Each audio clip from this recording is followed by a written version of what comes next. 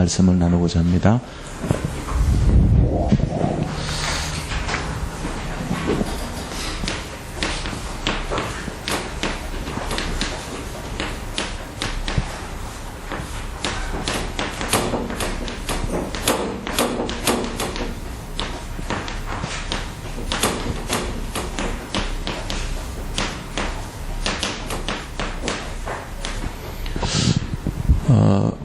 이번 주 주일 말씀을 조금 살펴보면요, 우리가 이 하나님의 능력과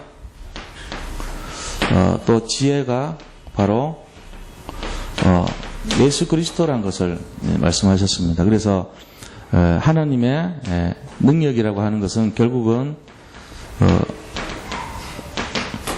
십자가의 복음을 말하죠. 십자가의 복음. 십자가의 도라고 하는 것이 이제 십자가 복음의 내용인데, 여기서 예수 그리스도께서 모든 것을 완성하셨죠. 다 이루셨다 그랬어요. 그리고 이 복음의 능력은 모든 것을 회복하는 능력이 있죠. 그죠? 예수님의 보혈의 능력으로 인간의 모든 죄를 없애고 완전히 회복시키고 부활의 능력으로 나타나는 것입니다. 그래서 이 십자가의 복음은 뭐냐 하면은 그동안 구약에서 많은 제사를 지냈던 것을 끝낸 거예요. 구약에서 양의 피로 제사 지냈던 모든 것을 단번에 완성하셨다. 그 완성하신 것이 영원한 속죄다, 이렇게 보시면 돼요.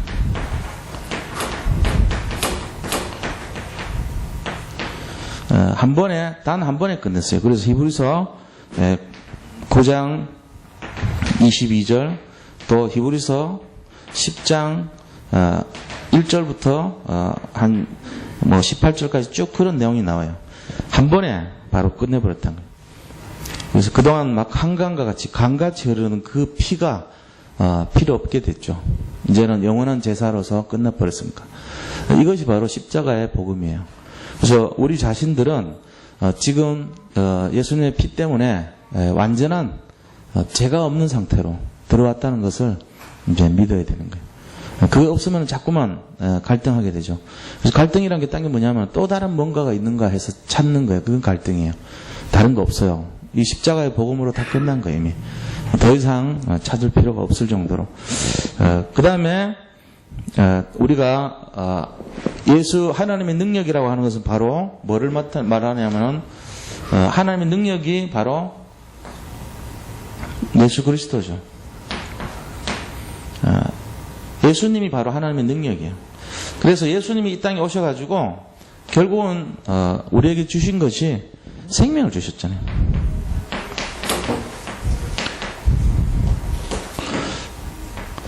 그리고 예수님께서 우리에게 뭐를 주시냐면은 생명도 주시지만 능력도 주시는 거예요. 그래서 예수님 능력이 바로 우리 능력이 되는 걸 말합니다. 이게 하나님의 능력이에요. 그래서 우리는 항상 예수님 믿는다고 하면은 힘을 얻어야 돼요. 그 무슨 힘이냐면은 나에게 된 힘이 아니고 하나님에서 시작된 힘, 그 힘을 얻어야 되는 거예요. 내가 갖고 있는 힘은 한계가 있어요. 그 힘은 인간이 갖고 있는 그 어떤 한계를 가진 힘밖에 안 돼요. 그러니까 예수님 믿는 사람들은 잘못하면은 오해하는 게 우리가 이제 근면하고 성실하고 뭐 이렇게 열심히 하고 성공하고 이런 수준으로 살면은 그것도 신앙생활이 되는데 그 정도의 응답받는 신앙생활이 되는 거예요. 그러니까 뭐 그런 거 있잖아요. 굉장히 모범적인 신앙생활 있잖아요. 이렇게 아주 종교생활 거룩하게 하고 굉장히 모범적으로 합니다.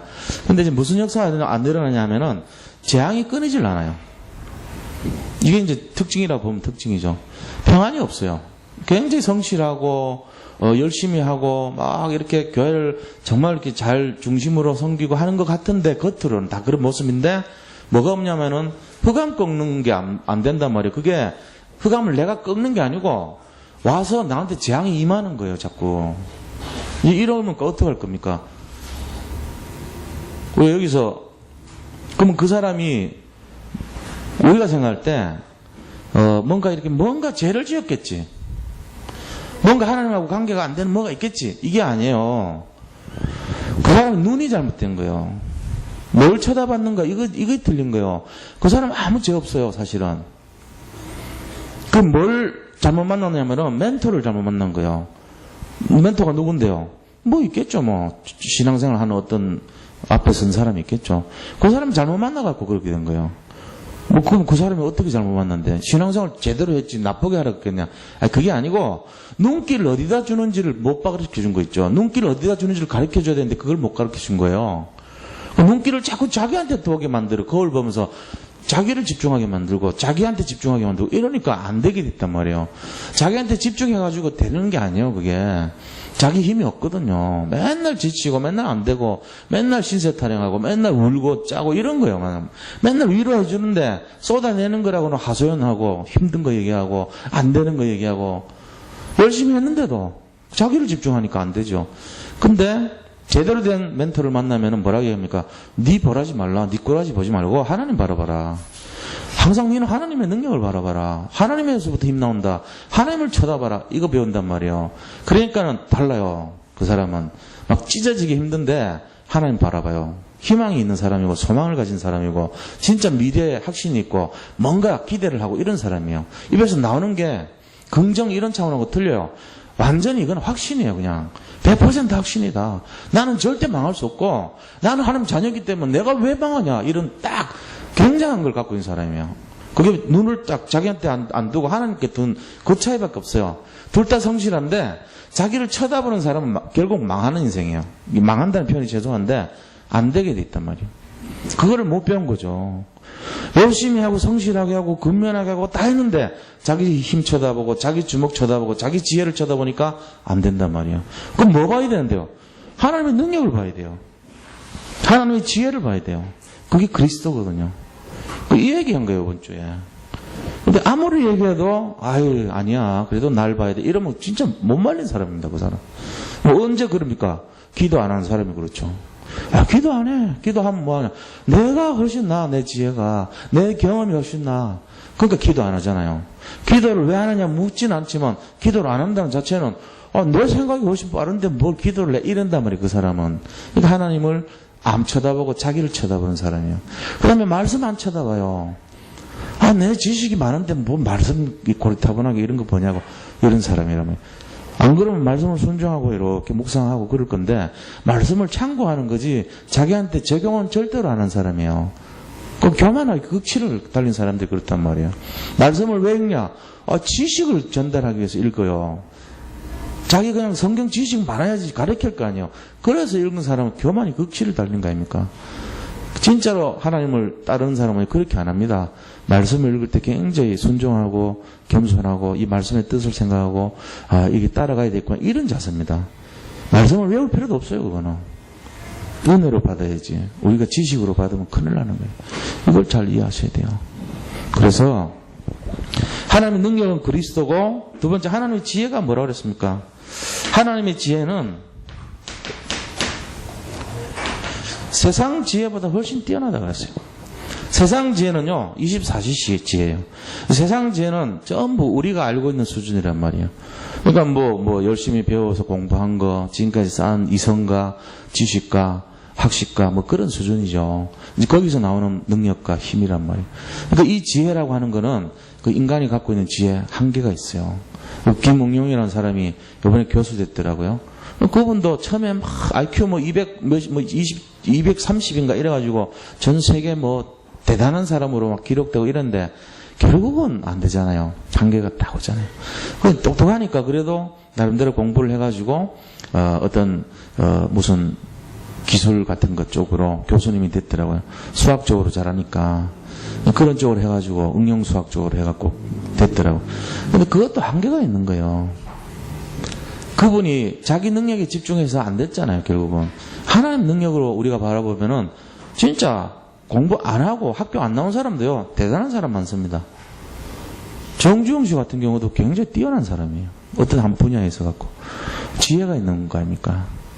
그러니까 우리가 어떤 지혜라는 측면에서 하나님의 지혜는요 이거는 공부한 거하고 안 한 거 이런 거하고 관계없는 지혜예요. 굉장한 지혜입니다. 그것이 바로 25시거든요. 그러니까 늘 같은 소리 하는 것 같지만 우리가 하나님의 능력과 하나님의 지혜를 무시하고 살면요. 아예 뭐 승리하고 뭐 은혜 받고 성공하고 이럴 생각을 하면 안 돼요. 왜냐하면 그건 하나님 사람이 아니에요. 교회는 왔다 갔다 할지 모르지만 진짜 하나님 사람은 그런 사람이 아니에요. 진짜 하나님의 사람이라면 일단은 내 것 내려놓고 시작하는 거예요. 그게 맞는 거예요. 서울대 나올수록 손해볼지도 몰라요. 신앙생활에. 왜요? 자기께 자꾸 튀어나오니까. 사람이 똑똑하니까. 남들보다는 훨씬 앞서 있고 이 뭔가 체질 자체가 암기 잘하고 기능 좋고 지혜 좋고 머리 좋고 다 하니까 이거를 전부 잘못하면 자기 걸로 해석해 버린단 말이에요. 그러니까 자기가 막 입에서 나오는 게 자기가 알아서 나온 거 같는데 믿음 없이 나올 수도 있거든요. 머리 좋아갖고 나올 수 있단 말이에요. 그럼 그 사람 손해예요. 오히려 좀 이렇게 약간 적당하게 똑똑하고 약간 바보 같고 순종적이고 이 사람이 훨씬 나아요. 어떻게 보면은. 좀 모자라는 사람이 나을지도 몰라요. 왜? 하나님을 진짜로 믿어요. 정말로 순수하게 믿어요. 우직하게 믿어요. 오직 믿어요. 왜? 자기가 연약하니까. 그게 진짜 믿음일 수 있어요. 어떻게 보면 그렇다는 얘기예요. 그러니까 우리가 믿음 좋다는 기준이 뭐냐? 자기를 부인하고 십자가를 바라보는 사람이에요. 자기 지혜를 부인하고 하나님 지혜를 쳐다보는 사람이에요. 자기 능력을 부인하고 하나님 능력 보는 사람이에요. 그게 진짜 똑똑한 사람이에요. 이걸 진짜 시작하시기 바랍니다. 그래서 이번에 설교의 이 중심이 뭐였는가를 우리 다시 한번 이렇게 간단하게 정리를 한 거예요. 자, 두 번째, 오늘 본론에 들어가가지고요. 지금, 뭐를 하나님이 말씀하셨냐. 참된 회개와 갱신이라는 부분에 대해 가지고 오늘 본문을 가지고 얘기를 했어요. 이게 무슨 회개고 이게 무슨 갱신이요? 갱신 아니잖아요. 회개 아니잖아요. 그런데 예수님이 시급한 회개를 말씀하고 있는 거예요.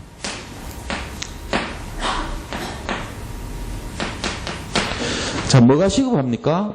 지금 예수님께서 사람들에게 뭔가를 얘기하고 있는 거예요. 뭐를 얘기하냐면 오늘 1절에서 3절 말씀 보니까 너희들이 갖고 있는 잘못된 기준을 버리라는 거예요.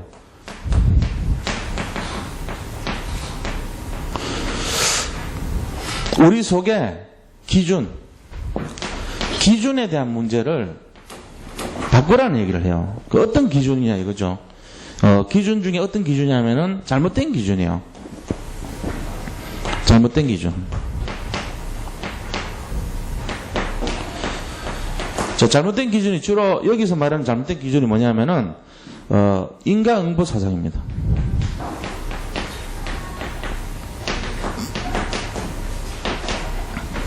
그 인과응보적인 내용이 어디서 나옵니까? 지금 이 말이 뭔 말인지 좀 어렵게 돼 있죠. 그죠? 1절 보세요. 예, 그때 마침 두 사람이 와서 예수님한테 말을 한 거예요. 빌라도가 어떤 갈릴리 사람들의 피를 그들의 제물에 섞은 일로 예수께 아뢰니. 이 말이 뭔 말이에요? 빌라도가 뭐 피에다가 뭐 피를 섞어 이게 뭔 말입니까? 이게 이러니까 뭔 말인지 모르잖아요. 근데 이게 뭔 얘기냐면은 빌라도가 이제 이 본디오 빌라도 아닙니까? 그 로마의 이 밑에서 내려와가지고 이스라엘 다스리는 총독이었잖아요. 그 빌라도가 예배드리러 온 갈릴리 예배드리러 온 사람을 성전에서 예배드리고 있는데 빌라도 부하가 와가지고 칼로 죽여버린 거예요. 무슨 사건이 있어가지고. 그래가지고 그 성전에서 이 제단에 피를 뿌렸다는 얘기예요. 그 제단에 피를 뿌리니까 피를 섞었다는 얘기죠. 그 제물하고. 이 사람들이 교회에 와서 예배 드리는데 저 우리나라에 일제시대 때 이토 히로부미 부하들이 와가지고 여기 예배 드리는 사람을 죽인 거하고 마찬가지예요. 그 일로 예수님께 고하니 그랬어요. 뭘 고했냐면은 예수님 저 사람들이 아무래도 예배 드리다가 죽은 거 보니까 뭐 하나님께 죄를 졌나 보죠. 이런 의미예요. 말하자면. 그러니까 예수님이 뭐랍니까? 2절 보세요. 그 생각으로 그러니까 대답하여 말씀하시기를 너희는 이 갈릴리 사람들이 이같이 해받음으로 다른 모든 갈릴리 사람보다 죄가 더 있는 줄 아느냐? 이렇게 이제 대답하시는 예수님이. 이 사람들이 뭐가 죄라도 있어가지고 예배드리러 왔다가 그렇게 피살당한 것이 죄를 져서 그렇다고 생각하냐? 아니라는 거예요. 너희들 마음속에 있는 그 기준을 바꾸라는 얘기예요. 너희들이 갖고 있는 그 기준, 과거의 이성과 합리주의 사상과 어떤 잣대를 가진 그거는 사람을 굉장히 정지하고 판단하고 이 사람 뭔가 죄가 있으니까 그런 일 당했지 않습니까? 이런 태도 아니냐는 거예요. 그 어디서 나온 말이냐면요. 기독교가 아니고 유교 사상입니다. 우리나라로 보면 유교, 불교 기준이에요. 이게. 예수님이 그걸 딱 지적한 거예요. 너희들 속에 있는 그 사람에 대한 정죄 판단의 기준, 인간보 사상이라는 거예요. 저 사람 죽었으니까 뭔가 잘못했으니까 망했지. 저 사람은 이런 죄 했으니까 망했지. 이 사람이 이런 뭔가 안 좋은 일이 있으니까 이런 일 당했지. 그런 거 하지 말라는 거예요. 그것 때문에 그런 게 아니라는 겁니다. 그 근본이 뭐죠? 그걸 얘기하고 계신 거예요. 그러면서 또 하나 예를 듭니다. 무슨 예를 드냐면요. 3절 보세요. 너희에게 이르노니 아니라 너희도 만일 회개하지 아니하면 다 이와 같이 망하리라. 회개 안 하면 이렇게 된대요. 이 사람이 죄져가지고 무슨 죄값이 있어가지고 하나님 몰래 나쁜 짓 해가지고 이런 일 당한 게 아니고 너희들도 회개하지 않으면 이렇게 된다는 거예요. 그러면 이 회개의 의미가 뭔지 알아야 되겠죠. 죄를 지은 회개가 아니고 뭔가 회개의 의미가 다른 의미가 있어요. 예수님이 말씀하시는 회개의 의미는 또 다르다는 말이에요. 그러면서 4절에 뭐라고 얘기했냐면요. 또 실로하면서 망대가 무너져 치어 죽은 18사람이 예루살렘에 거한 다른 모든 사람보다 죄가 더 있는 줄 아느냐. 그 이제 망대 이 실로암에서 나라를 지키는 국경선이 있거든요. 거기에서 망대를 지키고 있는 거예요. 실로암이라는 것은 외적이 들어올 때 거기에서 지키고 막루에서 성벽에 이렇게 이 샘물을 파가지고 다른 데서 식수 공급 안 해도 이 사람들을 지키고 거기서 오랫동안 버틸 수 있도록 만든 성이란 말이에요. 거기에 성누누각에 지켰던 사람은 나라를 위해 국방의 의무를 갖다가 쓸데없이 넘어져가지고 막루가 넘어져가지고 희생당한 18명 사람이 있었단 말이에요. 이 사람들도 뭐 죄가 있는 줄 아느냐? 죄가 아니라는 거예요. 너희들이 생각할 때는 뭔가 그 사람들이 밤에 뭐 나쁜 짓을 했든지 아니면 평소에 살 때 뭔가 하나님 볼 때 안 좋은 일을 했다고 그렇게 생각하지 않냐? 그거 아니라는 거예요, 지금. 그러면서 뭐라고 했습니까? 5절에 너희에게 이르노니 아니라 너희도 만일 회개하지 않으면 다 이와 같이 망하리라. 2번 얘기하죠. 똑같은 얘기를. 그러니까 이 회개의 의미가 뭔지를 알아야 돼요. 그게 바로 시급한 회개입니다. 잘못된 기준을 갖지 말라는 거예요. 그게 아니고 뭐냐면은 회개를 하는 거예요. 회개.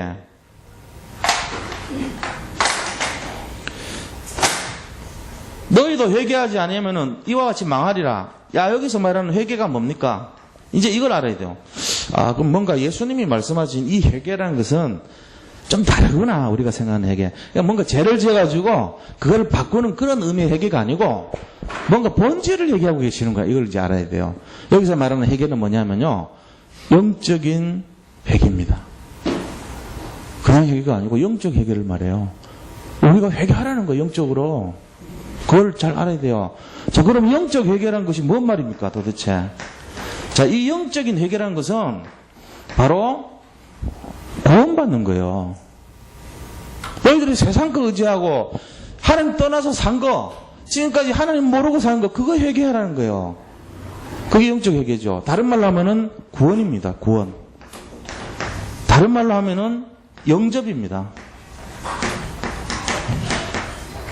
이게 바로 회개예요. 그래서 회개라는 말은 회심이라고 볼 수 있어요. 마음을 돌이키다 이런 뜻이에요.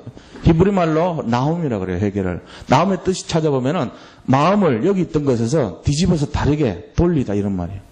지금까지는 세상 거 바라보고 지금까지는 나를 바라보고 지금까지는 내 머리를 바라보고 내 지혜를 의지하고 이래 살았던 걸 회개해서 하나님을 바라보고 하나님 능력을 바라보고 하나님의 지혜를 바라보고 그런 사람으로 바뀌라는 거예요.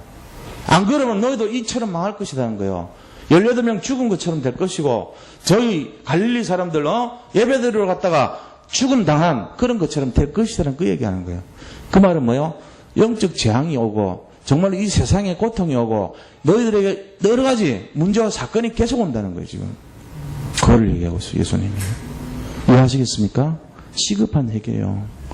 자, 그러면은 이 회개보다도 더 중요한 일이 있다는 거예요. 더 진짜 회개, 참된 회개.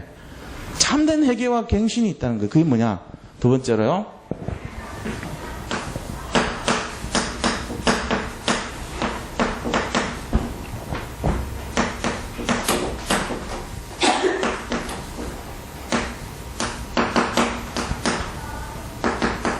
자, 그러면은 오늘 본문에서 보니까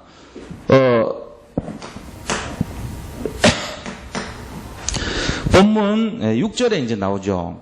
비유로 말씀하시는데 6절부터 9절까지 참된 회개를 말합니다. 6절에서 9절 참된 회개라는 것이 여기에 대한 비유입니다.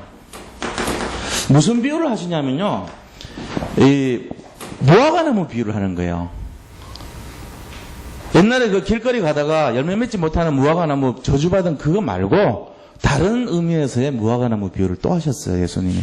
무화과나무 비유가 두 가지가 있는데 이쪽 비유 있고 그 베드로한테 그 앞에서 할 때 그 비유 있어요.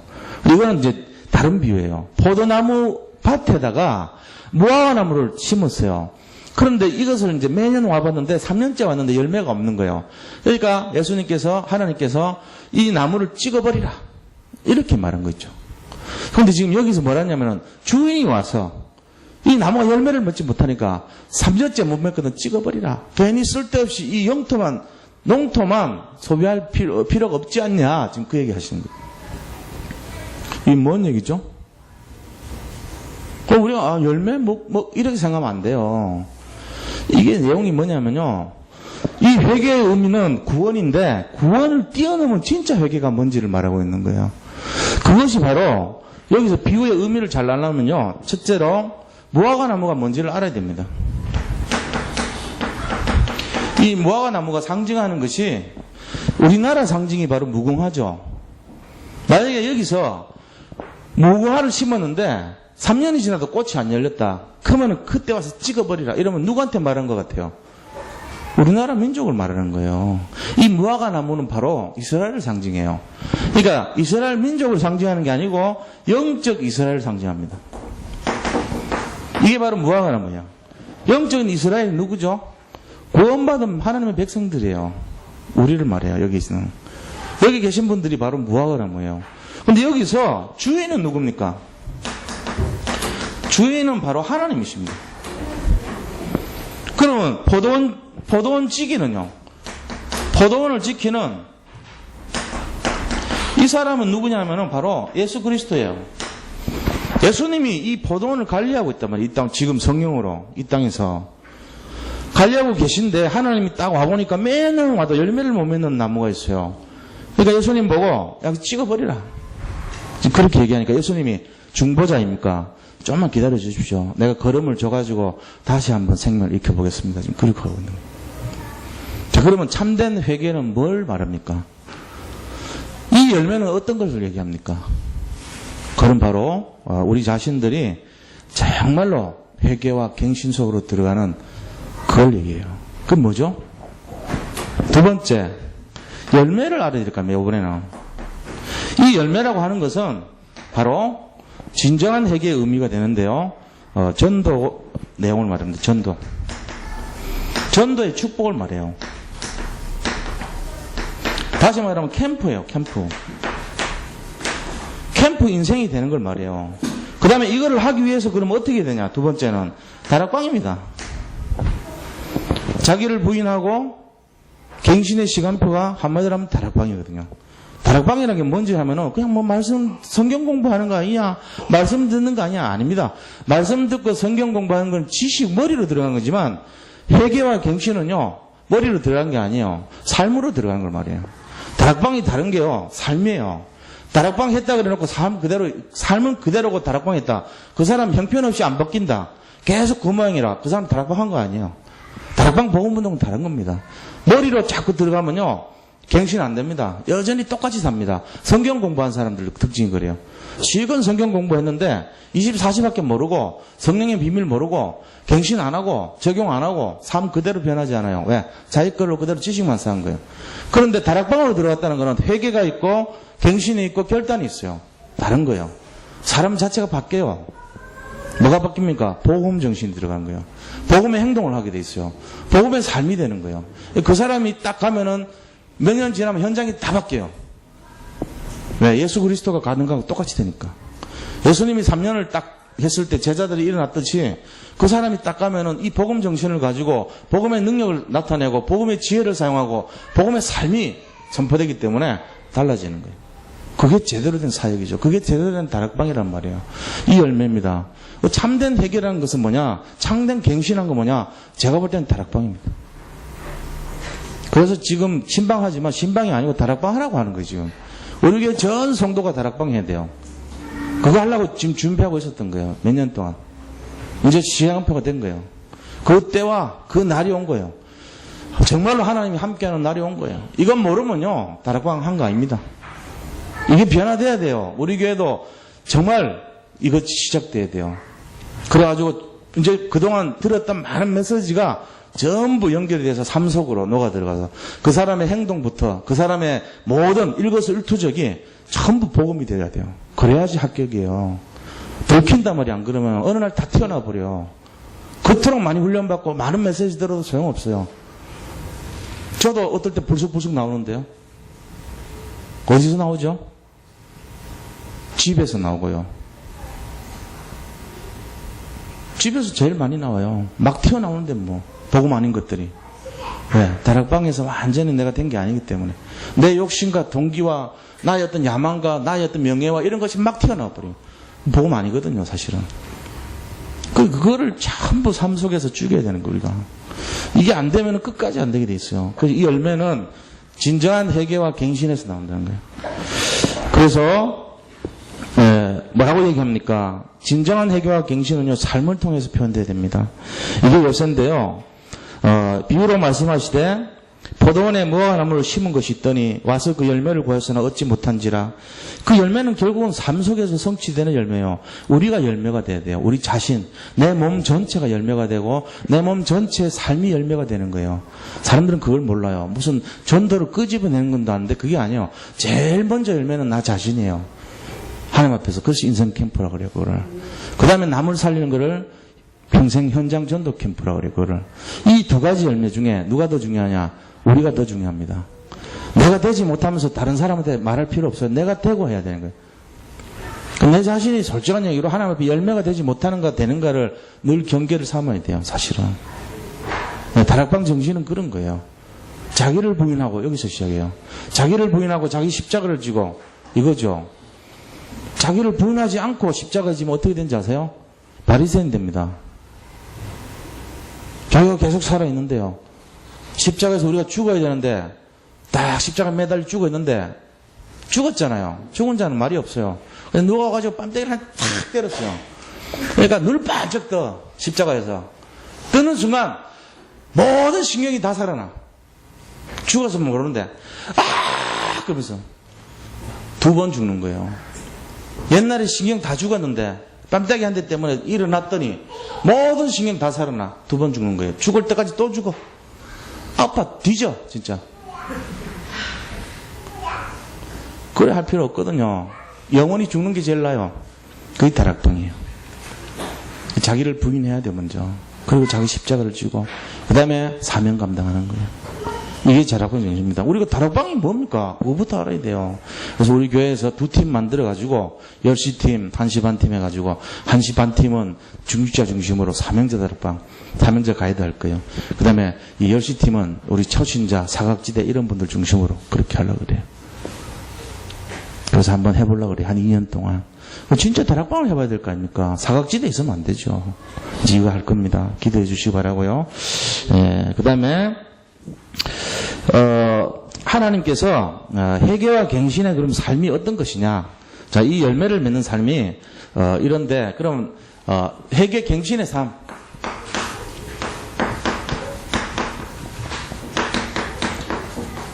이 삶의 내용이 중요하죠.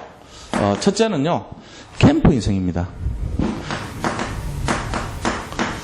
이 캠프는 2 종류가 있다 그랬죠. 아까 말씀드린 것처럼 나와 남 2개가 있어요. 인생 캠프, 그다음 평생 캠프. 요거 아시면 돼요. 인생 캠프와 평생 캠프 있어요. 2 종류 있어요. 인생 캠프는 나를 삶 속에서 자꾸만 다락방 복음 정신으로 꺾어야 돼요. 이게 불쑥불쑥 튀어나와요. 저도 그런데 어떨 때는 안 되기도 하고 부정적으로 하고 불신앙하기도 하고 안 돼요. 그런 걸 자꾸 볼 때마다 한계를 느낀단 말이에요. 그런데 그때마다 주님 바라봐야 돼요. 그때마다 하나님의 능력 바라봐야 돼요. 그게 기도거든요. 그 다음에 이제 인생 캠프 다음에 평생 캠프는 남을 위해서 이걸 전달해 줘야 돼. 자꾸 위로해주고 도와주고 이거 하는 거예요. 그러면서 뭐 해야 되냐, 완전 복음. 이 다락방이라는 것은 완전 복음, 완전 기도, 완전 전도, 완전 말씀, 이 속으로 들어가는 걸 말이에요. 진짜 완전한 100%가 안 되면 또 튀어나와요. 그러니까 우리가 이제 그걸 놓고 늘 하나님 앞에 경계로 삼아야 됩니다. 누군들 여기에 장담하겠습니까? 아무도 못합니다. 장담하고 나는 확실하다는 사람 바리새인입니다. 그때부터 장담 못해요. 다 두렵고 떨리는 마음으로 서야 돼요. 하나님 앞에 내가 지금 여기서 말을 하지만 제가 완전하다 생각하면 틀린 목사예요. 두렵고 떨리는 마음으로 늘 하나님 앞에 송구스럽고 죄송한 마음으로 서는 거예요. 그러면서 내 삶을 통해서 진짜 복음이 전달될 수 있도록 그게 제 책임이란 말이에요. 제일 미안한 게 우리 아이들이에요. 사실은 집에서 제일 잘한다니까 다 들키니까 내 모습 보면서 아이들이 복음을 봐야 될 건데 이 생각으로 하면 어떨 때 보면 힘들단 말이에요. 마음이. 그러니까 더 이렇게 자기를 살피고 해야 되는 거예요. 자, 결론을 말씀드리겠습니다. 결론은요,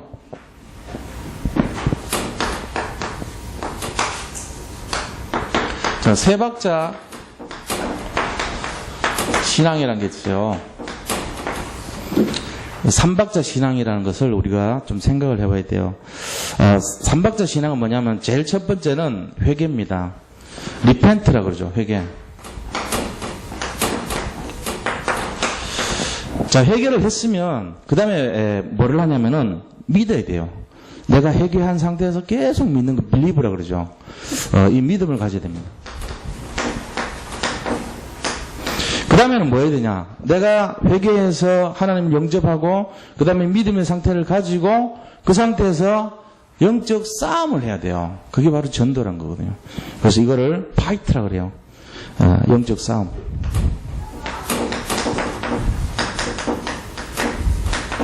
이 세 가지가 우리 인생에서 계속 돌아가야 됩니다. 회개, 영접이죠. 그 다음에 믿는 상태를 유지하죠. 그러면서 다른 사람과 영적 싸움, 나와 영적 싸움을 계속 해나가야 돼요. 안 그러면 또 무너져요. 늘 갈급해요. 불신앙으로 들어가요. 이거 잘 생각하세요. Repent, Believe, Fight. 세 가지예요. 그렇게 해서 인생을 찾아야 됩니다. 우리 인생을 다락방 속으로 진짜 복음 정신, 완전 복음 속으로 들어가야 돼요. 그래서 나를 버리고 하나님을 쫙 바라보는 그 믿음에서 영적 싸움을 해야 될 것입니다. 그것이 바로 캠프 인생이라고 생각합니다. 오늘 참된 회개와 갱신, 이 제목이요 어울리지 않는 것 같았잖아요. 처음에. 진정한 회개와 갱신이 뭡니까? 인생 캠프일 수도 있어요. 삶을 통한 다락방 복음운동을 하라는 거예요. 구원은 받았으니까 그 다음에 진정한 회개와 갱신은 뭡니까? 다락방 속으로 들어가야 돼요. 이걸 이제 시작할 겁니다. 앞으로 2년 동안 제가 지금까지 했던 거는 그럼 뭐냐? 준비, 위드 시간이었어요. 제가 6년 동안 사역한 것이 전부 위드의 날이었어요. 그럼 지금부터는 뭐냐? 이 위드를 이제는 결정적으로 완전히 목표를 향해서 다락방으로. 그래서 뭐냐? 여기서 전부 제자가 일어나고 전부 다 뭐냐? 전부 모든 성도님들이 다락방 복음 정신으로 삶 속으로 이게 실천돼야 돼요. 그래야지 우리 교회 이제 팍 일어나는 거예요. 제가 미래를 장담할 수 없지만 저는 하나님을 믿기 때문에 장담을 해요. 살아날 줄로 믿습니다. 모든 성도님들 힘을 얻으시고 승리하시기 바랍니다. 우리 받은 말씀 잡고 기도할 때에 특별히 지금 캠프가 진행되고 있습니다. 우리 인생 캠프도 중요하지만 저 이제 석천동 중심으로 완전히 이제 하나하나 캠프하고 또 캠프를 위해서 계속 사람들이 모임을 더 이렇게 참여하시는 분이 많아지는 것을 감사드리고요. 우리 청년들도 오고 하는데 너무 고맙더라고요. 이렇게 해서 우리 교회가 캠프 때문에 힘을 얻고 캠프 때문에 정말로 막 응답을 누리고 캠프 때문에 막 정말 빛을 발하고 이런 분위기가 돼야 돼요. 그리고 대신방 통해 가지고 전부 다락방으로 들어갈 수 있도록 우리 교회 모든 성도님들이 한 분도 빠짐없이 다락방으로 들어갈 수 있도록 기도해 주시기 바랍니다. 여기 불광사, 미륵사, 그 다음에 원불교 교당, 그 다음에 석천고분, 여기 역사하는 흑암을 같이 결박하는 시간 갖도록 하겠습니다. 같이 기도하겠습니다. 주여 아버지 하나님 이 시간 주의 성령으로 역사해 주시옵소서. 아버지 하나님